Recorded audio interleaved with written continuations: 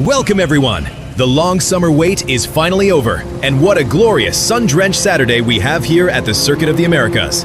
The engines are officially revving back to life here in Austin, Texas, and round 7 is officially underway with qualifying. Coming off that mind-bending, last-second pole position at Imola, Darkline Racing Team and Alex Griffin enter COTA holding a commanding 49-point lead. But COTA's famous Turn 1 hill is brutal. The track limits are relentless, and setting a clean lap here under the blinding Texas sun takes absolute perfection. The pit lane is open, the green light is on. Let's see who claims ultimate bragging rights on the grid.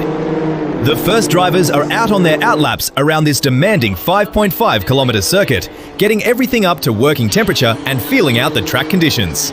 It's going to be a tough session for everyone out there. Unlike other tracks where you can abuse the curbs and tarmac runoff, COTA is completely relentless with track limits. To make matters worse, those strong, unpredictable wind gusts we saw causing chaos in practice are still blowing through the S's. And we just saw that from Griffin. Huge sideways slide for him on the outlap on those cold tyres.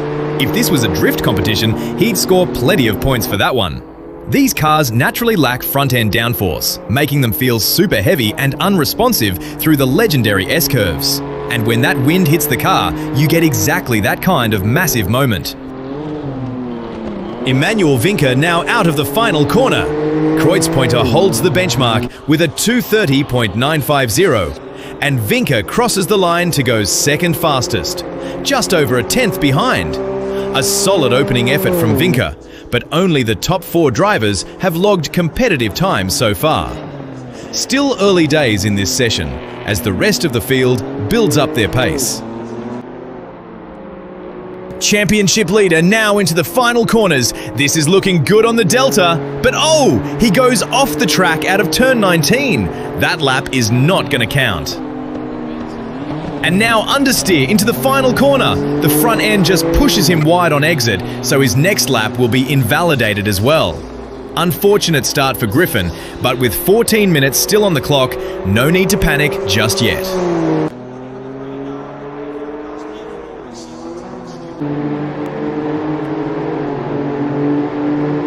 Just over 11.5 minutes left on the clock now. Sophia Mensenbach holds the provisional pole with a 2:30.5, while Streimer sits just over 2/10 back in second. And watch this, Michael Schrey across the line now. He puts in a tidy effort and jumps straight up into 3rd place. The times are starting to tighten up at the top as the track conditions improve. Theo Overhaus coming through the final corner now. His middle sector wasn't quite up to scratch, and across the line, it's not enough to improve. He stays down in 22nd place. Griffin's last lap wasn't competitive at all. Once again in qualifying, we're seeing him struggle massively to put a clean lap together. So many times this season, he's pulled it out of the bag in the dying seconds, but can he really afford to leave it this late again? Definitely an area he needs to sort out. And watch this, he goes round now and just misses the wall. A massive moment of panic on the exit. Griffin was under intense pressure to finally get a clean time on the board, and he cracked. A major mistake out on track. Just over 7 minutes left on the clock now, and the pressure just got turned up to maximum. The championship leader is in serious trouble, and the clock is ticking down fast. Griffin begins another lap now. With just under 6 minutes left, this has to be the push lap to get a banker on the board, followed by a quick cool down, and then one final do-or-die attempt at the checkered flag. The pressure is absolutely sky high on the championship leader right now. Every eye in the pit lane is glued to the monitors. Can he deliver when it matters most?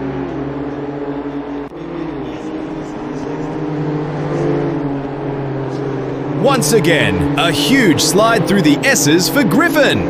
He definitely lost quite a bit of time right there, but he does not slow down. He's pushing absolutely flat out. And look ahead, Overhaus is right there. If Overhaus is too slow through here, he could seriously block him. The gap ahead is quite big for now, so Griffin has some clean air as he flies through turn 10 and heads towards turn 11, quickly closing in on Uverhouse. And that slipstream down the back straight is going to be massive here. It just might help Griffin pull back some of that time he lost through the S's. Pushing flat out down the main straight now, the Dark Line Racing team visibly closes the gap right onto the back of Nordlicht Racing. The slipstream is doing absolute wonders to pull him in, but even with that tow down the straight, it's just not quite enough to make the move. Both drivers now sweeping into the twisting technical section of this American circuit here on the soil of Texas. And as they navigate this complex sequence of corners, it's a pure test of machine balance, driver precision, and tyre management. Into turn 15 now, and they're heading towards that long triple apex corner. This is a massive endurance test for the tyres and a huge challenge to keep the momentum going. These cars can't go flat out through here, so it's all about finding the best line to carry maximum speed. And now they're into the crucial final two corners. Griffin stays within track limits through turn 19, hard on the brakes now into the final corner. Keeps it clean within the lines and crosses the line. But it's only P16 for the championship leader. That earlier slide through the S's cost him way too much time. And even with the slipstream, it just wasn't enough to salvage a top result on that run. He has just 3 minutes left on the clock to start another lap. So this is going to be a fast cooldown lap. Tom McCarthy now coming through the final corners. He's running down in P13, but both Sector 1 and Sector 2 were flashing green. He's definitely going to improve. Through the final corner, onto the main straight, and across the line he goes. He vaults straight into the top 10 with just 1 minute left on the clock. A massive clutch lap right when it matters. With just 7 seconds left on the clock, Griffin just manages to cross the line to start his final lap. That cooldown lap was way quicker than ideal. Did he actually manage to drop enough temperature into those tires, or are they going to cook halfway round? We are about to find out. Into turn 1 now. He runs a bit wide on the exit, but it's still okay. Now flicking it into the windy S's.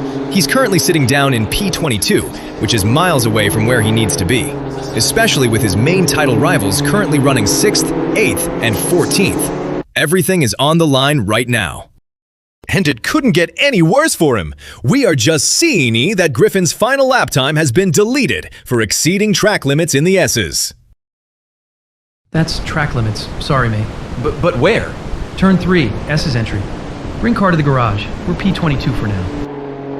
And you can hear the deep, heavy sorrow over the team radios after that heartbreaking session. It's not anger, it's pure, crushing heartbreak. Niddle crosses the line now, but he doesn't improve and stays third.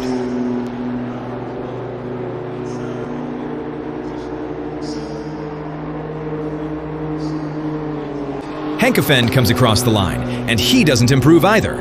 That means Salman Owega takes pole position, joined on the front rows by Cugliari in second and Niddle in third. Look at how the championship contenders are scattered across the field for tomorrow. Hennessy starts 6th, Rude is 8th, Strymer is back in 14th, and a devastated Alex Griffin is buried all the way down in 22nd.